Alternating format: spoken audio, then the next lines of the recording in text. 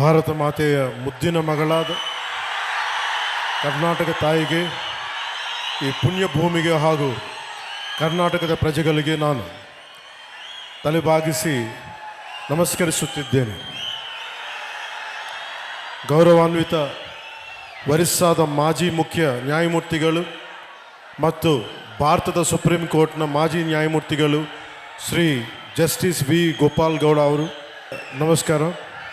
ಗೌರವಾನ್ವಿತ ಕೇಂದ್ರ ರಾಜ್ಯ ಸಚಿವರು, ರೈಲ್ವೆ ಸಚಿವಾಲಯ ಮತ್ತು ಜಲಶಕ್ತಿ ಸಚಿವಾಲಯ ಹಾಗೂ ಸಂಸದರು, ತುಮಕೂರು ಲೋಕಸಭಾ ಕ್ಷೇತ್ರ ಶ್ರೀ ವಿ ಸೋಮಣ್ಣ ಅವರು, ಗೌರವಾನ್ವಿತ ಸಂಸದರು, ಕೋಲಾರ ಕ್ಷೇತ್ರ ಶ್ರೀ ಎಂ ಮಲ್ಲೇಶ್ ಬಾಬು ಅವರು, ಗೌರವಾನ್ವಿತ ಮಾಜಿ ಉಪಸಭಾಪತಿ, ಕರ್ನಾಟಕ ವಿಧಾನಸಭೆ ಮತ್ತು ಮಾಜಿ ಶಾಸಕರು, ಚಿಂತಾಮಣಿ ಕ್ಷೇತ್ರ ಶ್ರೀ ಎಂ ಕೃಷ್ಣಾರೆಡ್ಡಿ ಅವರು,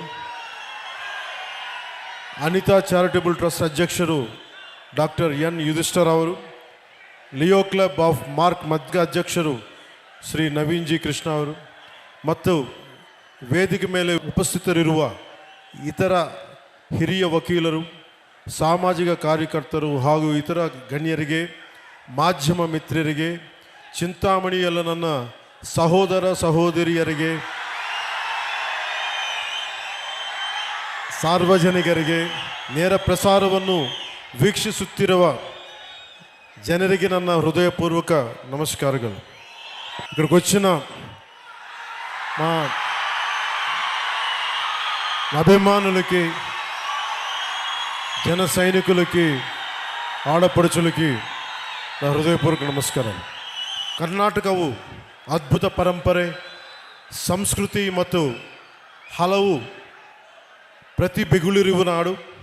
ಜಗತ್ತಿಗೆ ಅವರ ಇಂಜಿನಿಯರಿಂಗ್ ತೇಜಸ್ಸು ಮತ್ತು ದೃಷ್ಟಿಕೋನದಿಂದ ಭಾರತದ ಮೂಲಸೌಕರ್ಯವನ್ನು ಬದಲಿಸಿದ ಭಾರತ ರತ್ನ ಮೋಕ್ಷಗುಂಡಂ ವಿಶ್ವೇಶ್ವರಯ್ಯಂತಹ ಮತ್ತು ಅವರ ರಚನೆಗಳ ಮೂಲಕ ಮಾನವೀಯತೆ, ಸಮಾನತೆ ಮತ್ತು ಸಾಮಾಜಿಕ ನ್ಯಾಯದಂತಹ ಮೌಲ್ಯಗಳನ್ನು ತಲೆಮಾರುಗಳಿಗೆ ಪ್ರೇರಣೆ ಕೊಟ್ಟಿರುವ ಪ್ರಸಿದ್ಧ ಕವಿಗಳಾದ ರಾಷ್ಟ್ರಕವಿ ಕುಪ್ಪಳಿ ವೆಂಕಟಪ್ಪ ಪುಟ್ಟಪ್ಪ ಕುವೆಂಪು ಅವರಂತಹ ಮಹನೀಯರನ್ನು ಕೊಟ್ಟಿರುವ ನಾಡು.